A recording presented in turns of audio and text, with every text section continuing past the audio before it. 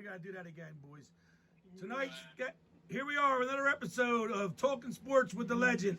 Tonight's guest is Kevin Casey, the PA announcer at Subaru Park, home of the Philadelphia Union. Yes, sir. What's up, buddy? Thanks for coming on. Hey, Steve, thanks for having me, man. You look great. You got all the right colors on there. Thank you. Yeah, Jim Curtin sent it to me.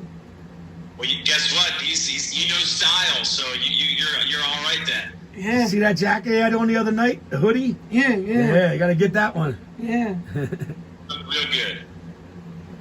Where are you from? So I live in Mantua, New Jersey, which is in southern New Jersey. It's just about 20 minutes outside of Philadelphia. Is that where you grew up? I grew up not far from here in Blackwood, New Jersey. So I'm a South Jersey guy, born and raised. Absolutely. Yeah, your uncle, my brother, went to Camden County Community College. Uh-huh. Yeah, not too far from there. Absolutely. Home of the Cougars. There you go. Did you go to high school over that way?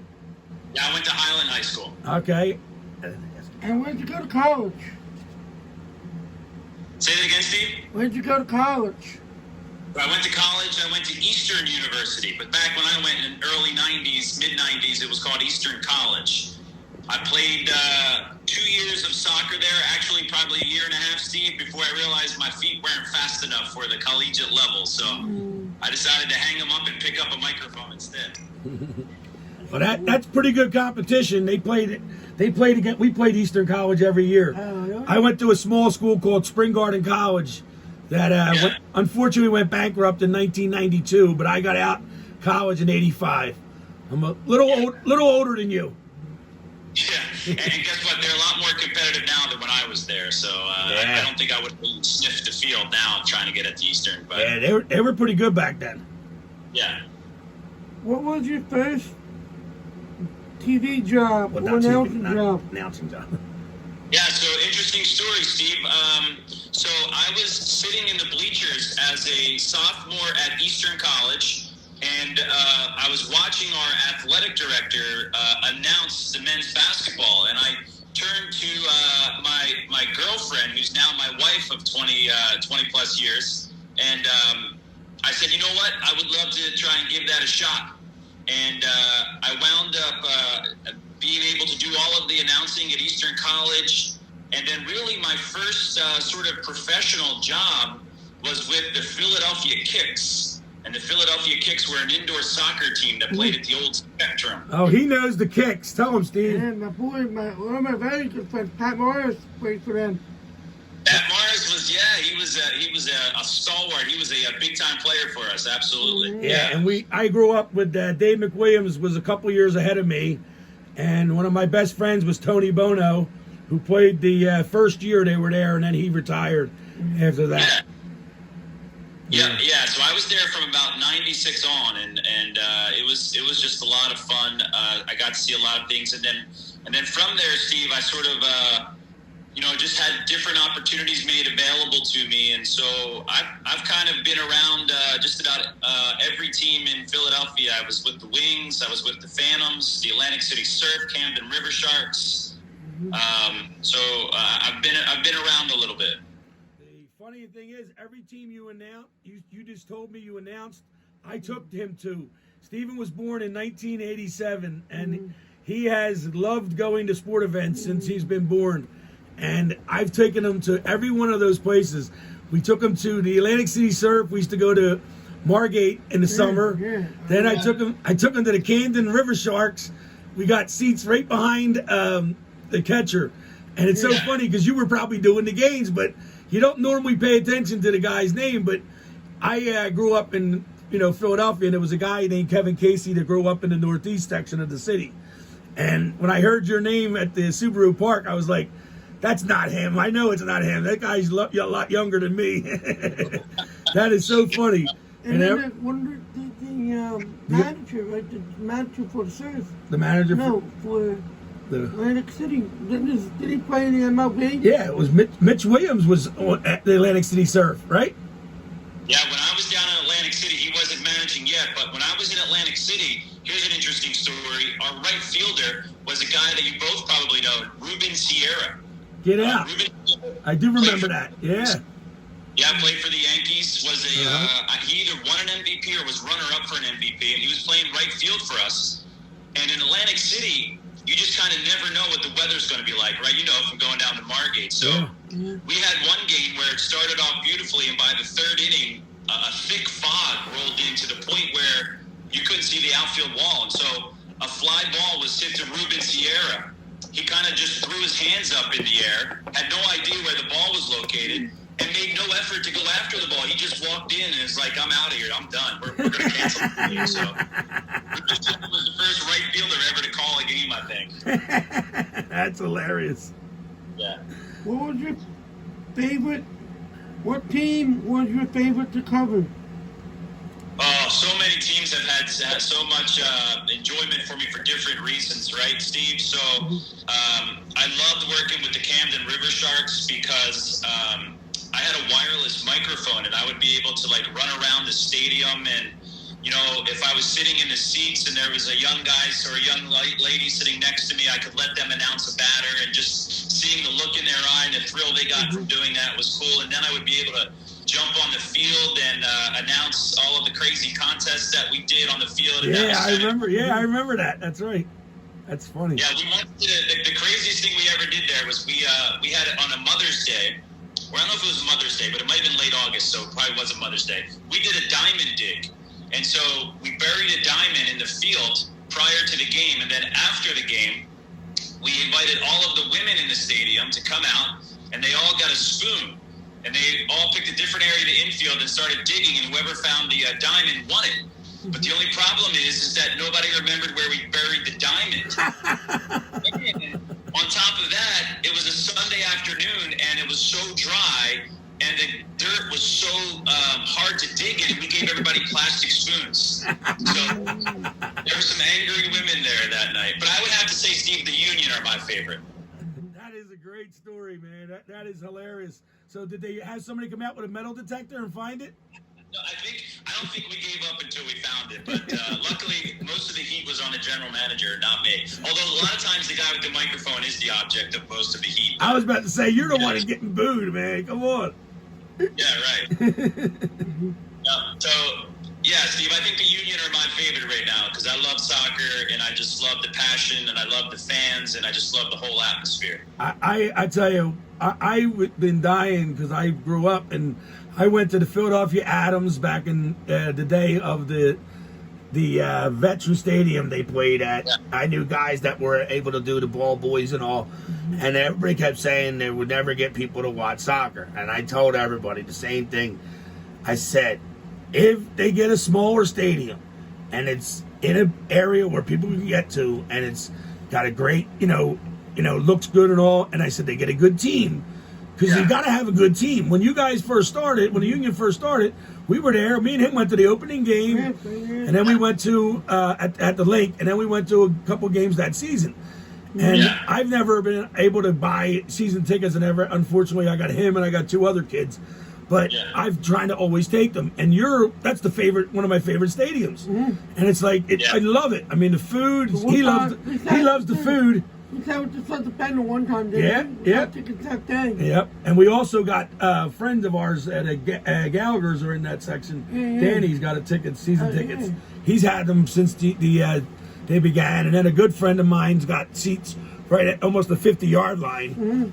He got his name on the seat. Remember that that thing they ran where you put your name on the back of the seat? Yeah. So there's not really a bad seat in that. No, it's beautiful. It's awesome. And for soccer, like you said, you love the game. To be able to have that, awesome of a stadium for our home team, it's great. It really is. You know the difference, Steve, is that part of the problem with that NASL league was that the business model was poor, right? All of those teams were playing in football stadiums. Yeah. So a lot of the revenue was going to the football team. So the one thing MLS has really done well is sort of really making sure that teams have either soccer-specific stadiums or the teams that are playing in football stadiums like Atlanta and Seattle are really doing well in those stadiums and have good deals. So I think the business model is a little bit different, strong, which is part of the reason why. Absolutely, yeah. Atlanta's unbelievable, and Seattle always has been unbelievable. But, it's still great to see it in Philadelphia. Do you have Yeah, my full-time job, Steve, I'm a U.S. history teacher at Pittman High School in Pittman, New Jersey, here in Gloucester County. So I've been teaching for 21 years. I spent 10 years teaching middle school kids, and then the last 12 years, or I guess 22 years, the last 12 years I've been a high school teacher. So that's my full-time job, and the announcing is my side hustle. That is awesome because Steven skipped over. You didn't ask him what his major was. Yeah, well, Now we got to hear it. What was your major? Because it could have been anything. He's a teacher and he's a public address announcer. Let's go. What's your major? So my major at Eastern College was actually elementary education. I thought I was going to teach the young guys, and I did my student teaching at the elementary school level and realized I don't think I'm going to be an elementary school teacher. So I kind of went with the older guys a little bit. And then I kind of thought in the first couple of years of teaching that maybe it wasn't for me. So I actually went back to Temple University. I got a master's in sports management. I thought I might work in a college athletic department because I love that atmosphere. But I wound up getting a history job in my first couple of years, and that's when I knew that that's what I love to do. So it's just been a blessing to be able to do both the teaching and the announcing. Yeah, that's great. And at Pittman, New Jersey, I went over there, Steve, to golf a couple of years ago. With one of Mike Steven's brother, Andrew. He has Drew. I'm sorry, his good friend's named Mike, and he works over in Jersey, and he took me over there. It was a great golf course. Really is. Little course, yeah. Yeah, GPS right in the cart. oh, wow. Yeah, it's really cool. Yeah, that's the course you told me about before. Yeah, I told you. Who was your favorite Athlete growing up. athlete growing up? Oh, you know what? So I'm probably not going to make myself real popular with Philadelphia fans, but growing up, I was a huge a Dale Murphy fan.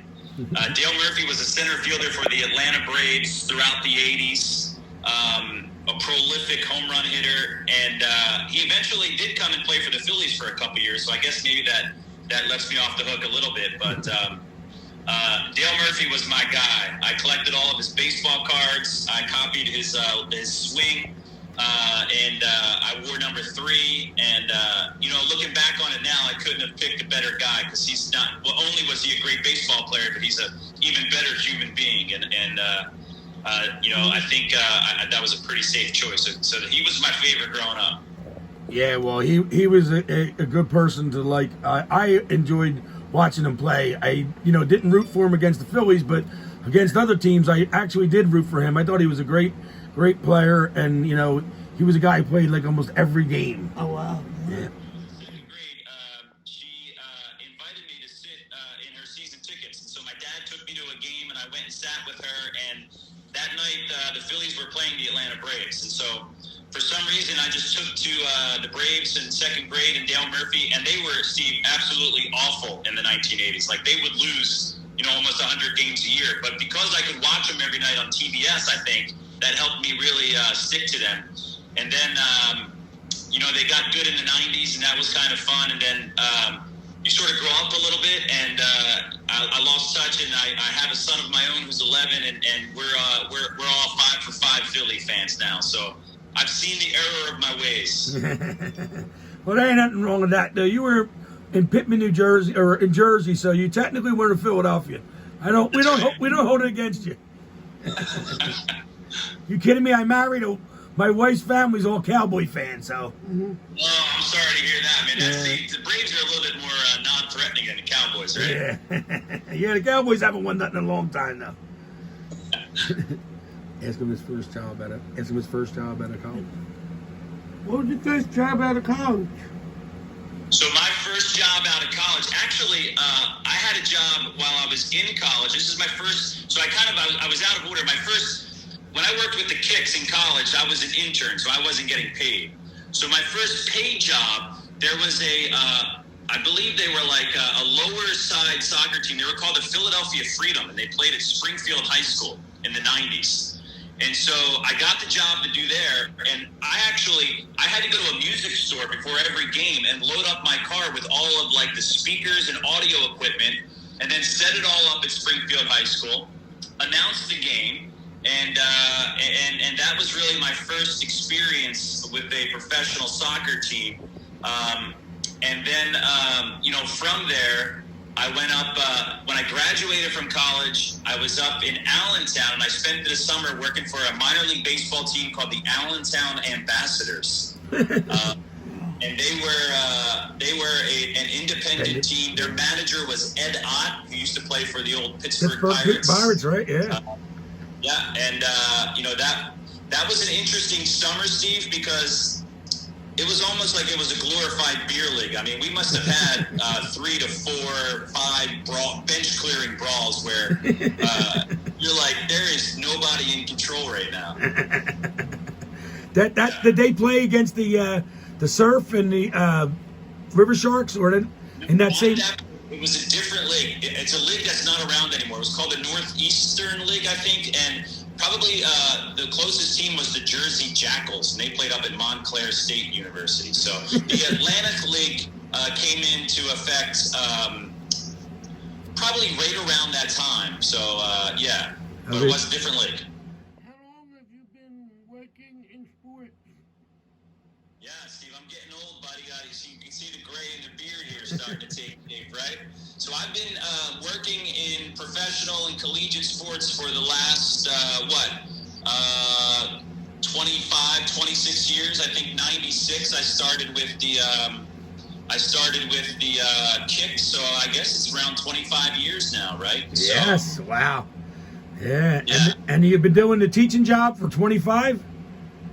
So I've been doing the teaching job for 22. So I guess I started some of the jobs there, like with the kicks, when I was in college, and then you should be able to. Job is longer than my teaching career. Yeah, you should be able to retire. That's like you did like 60 years already, right? Yeah, exactly. I feel like it some days, you know. Yeah, well, you kind of did, man. A lot of people I know don't work 2 jobs, man. That's great. Yeah. That's great. Did you do the USA game, women's games when they were at Civil Park? I did, Steve, yeah. So I've been lucky enough to really sort of carve out my spot. You know, it's tough being a public address announcer in Philadelphia. There's not a lot of jobs available because there's a guy by the name of Dan Baker with the Phillies who's been there for 50 years, right? And an absolutely amazing human being in his own right. And then Lou Nolan, yeah. We know Lou. We met Lou at the Wing Bowl. Oh, yeah. He's been there for 50 years as well, right? Yep. So Matt Cord's been with the Sixers for over 20 years, and I've been lucky enough to sort of carve out my spot in the soccer world. So, yeah, every time the national team comes around in the area, every time the European clubs come to the area, I've had a chance to announce them. So I've been able to call Leo Messi, Cristiano Ronaldo, Carly Lloyd, Julie Ertz, Christian Pulisic. So it's been a real blessing. And actually, the one game that I remember, Steve, I was able to work, it was USA Brazil. It was in August, and it was up at the MetLife Stadium in New York City. And it was Neymar's first international appearance. And now, of course, he's an international superstar with PSG, right? So that was kind of a cool experience. That is awesome. It's funny they call you up to go all the way up to North Jersey, huh? See, I've been able to sort of work a pretty good relationship with U.S. Soccer, so I've kind of become their regional guy. So that's awesome. That's great. I've gone to New York and Philly, so I've had a great run with them. So it's been a blessing. Did you ever do a game in the Meadowlands? Not the old. Did I do a game in Old Meadowlands? No, I think I only first started going up there when the new stadium was built. I don't think I did. But you've done the new stadium. Yeah, the new stadium's the only one I've been working in. Right. The only time I think I was ever in Old MetLife was for the '94 World Cup. I went up and saw Ireland play Norway, and I think it was one of only 2 0-0 matches. So I was gonna say, I remember a bunch of my people I know went. Yeah. Did you at the link? When you did you do a USA game at the link? Yeah. All them games. Yes, that's what he was saying. He does all them games. Yeah, they call him up because the USA. Instead of getting the guy who does the Eagles, who does the Eagles? So the Eagles, they have 2 announcers right now, right? So they got a guy by the name of Gary St. Hours, who's from Baltimore. a DJ, that radio DJ down there. He comes up, and then they've got and Gary sort of does all of the game announcing, the down and distance, and all of that. And then they got another guy by the name of Bill Larson. And Bill does all of like the sponsorship reads and things like that. Oh, okay. Yeah, it's funny because I know all the other guys you were mentioning, like, they're all, legends in their own fields, and it's so funny. Doesn't Dan Baker also do horse racing? Doesn't do horse racing. The guy who does horse racing is a guy by the name of Keith Jones. Right, that's what it is. His name's same as the hockey player, but he does all the. Yeah, that's funny. Yeah, that's what it was. He was a longtime voice of Philadelphia Park, right? And then Right. I think Casino there, right? And I'll give you a quick story about him. So when my daughter was born, we had the baby shower, right? So the girls and all did the baby shower, and then I took all of the guys to Philadelphia Park. And Keith had a race named after my soon-to-be daughter called the Elena Rose Classic. So we got the program that was in there. And he brought us up into the booth to watch him call a race. And I was absolutely amazed at what I saw, because he had a coat hanger around his neck that was tied to the microphone. That was how he had the microphone, so he didn't have to use his hands. He had binoculars on a swivel piece of wood with rubber bands, so it was like this low-tech operation. And he only had a certain amount of time to identify the horses' names by their colors. And then they went into the starting gate. I don't know how he did it, but when those horses came out of the starting gate, he absolutely knew every single horse by, like he knew him his whole life. That was the most impressive thing I've ever seen. So he's a pretty cool guy too. You're, amazed by it, and you do it for a living, but I'm always amazed when you're especially when you're at the park, and here they come around the turn, and it's like, and you were watching them, man. That's awesome, man. That must have been a great experience. And it's funny too, he says sometimes, like I told you the Ruben Sierra story, he says sometimes on that far side of the track, if the weather's bad, he just makes it up, waits for it to come out of the muck. That's hilarious. That's great. Who's your favorite Union player of all time? Oh man, that is a tough one, Steve. There's so many. I'm going to have to just try and throw a couple. And a lot of times, Steve, you know how I base my favorite? It's based on how fun their name is to say. And so I'll start by actually telling you one of the toughest names to say, right? Mm-hmm. So the idea is you want to get excited about the names, right? And bring a lot of life. But we had a Brazilian by the name of Fred who played for us. And that was his name, Fred. No, that was it, Fred. Mm-hmm. What am I supposed to do with Fred? It's one syllable. So he was a tough one. But I would say Sebastian Letou would definitely be an all-timer. He's still a guy that we have around the stadium today, so he's definitely one. We had a guy by the name of Kleberson, another Brazilian who played for us in 2013. He's a World Cup winner, played at Manchester United. He would be another one. And currently on this team, there's so many, but I'm loving the style of play of Jamiro Monteiro. He's just such a he kind of gets the engine running for us in the midfield, so he'd be another guy too. Yeah, he's playing unbelievable. They're doing so well in the CONCACAF. The regular season, they got to turn themselves around. But please for everybody, the guy's name who scored 4 goals in 4 games. Kacper Shabilko? Yeah, his first name's Casper. Mm-hmm. And then say his last name again. Shabilko. Shabilko? Yeah, we call him Casper the Friendly Striker, like Casper the Friendly Ghost. Yes. Well, that's a great name because Shabilko, I can never get it. I always forget it. And he'll say to me, "Who scored tonight? Last night?" He's like, "Who scored?" And I said, "The guy up front with the tough name, Casper something. I don't know. It begins with a P, but it doesn't sound like a P." Yeah, not a P at all. Yeah, Shabilko. Yeah. 23. His number's 23. Remember that. What is your schedule? Your routine, like when you know you got a Union game, let's say during the school at night would be a good one, like on Tuesday night. Mm-hmm. What time do you get to the park and all that stuff? Yeah, so normally I'll get to the stadium probably about, I'll say 2.5 hours before a game. At about 2 hours before a game, we'll have our production meeting in the control room, where Carl Mandel, who's the producer, kind of goes through the script, and all of the camera guys, all of the graphics people that are controlling the graphics on the board, we're all in on the meeting, so we're all on the same page and we know what's going on. And then I'll usually go into the dining room and have something to eat, and then I'll usually come back out after that, go into the press box and grab media notes, because the media notes have the rosters of the away teams, and they have the names spelled out like they sound, right? So there's my cheat sheet on how I can say a name like Shabilko, because it's usually is spelled like it sounds. So I'll look through that, and then I'll get the starting lineups and write them in. And we probably start our show about an hour, 45 minutes or so before the game, and then we're good. We're good to go from there. Yeah, that's what a lot of people don't realize, especially when they're watching it from home, how much stuff announcing you got to do before the game.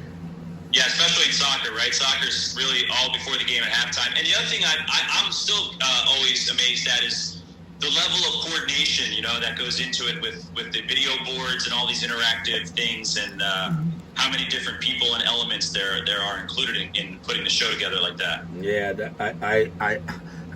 nobody thinks about it until they ever get a chance to look around and do a little tour of a stadium. We did it down at the Baltimore Stadium one time. Camden Yards when they first opened.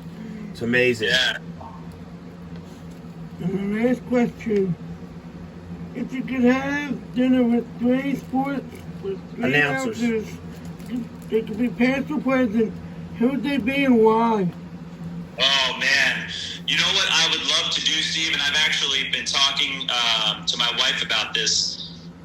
I would love to have dinner and just sit down with, like the names I've already given you, right? I would love to have dinner with Dan Baker, Lou Nolan, Matt Cord, and just hear their war stories from, you look at Dan and Lou, that's over 100 years, almost 100 years of announcing, right? So, I would love to absolutely sit down. I'm a guy who believes in tradition. I'm a guy who loves loyalty and history. And so I'm just so honored to just be in the same town with those guys and to be able to announce. And they've just been so generous with me in donating their time and letting me come in and shadow and let me call them and ask any advice that I might have. And so, the thing about them is they're just such great people, But if I could add one more name to that list, it would definitely be Harry Kalas.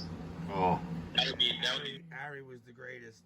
But, like I said, your job's a little different than his. You're right on with the other three, and that's a great threesome to pick to go for the four of you. That would be great. I would like to go to that dinner, Steve, all right? We'll try to get them all together, Steve, all right?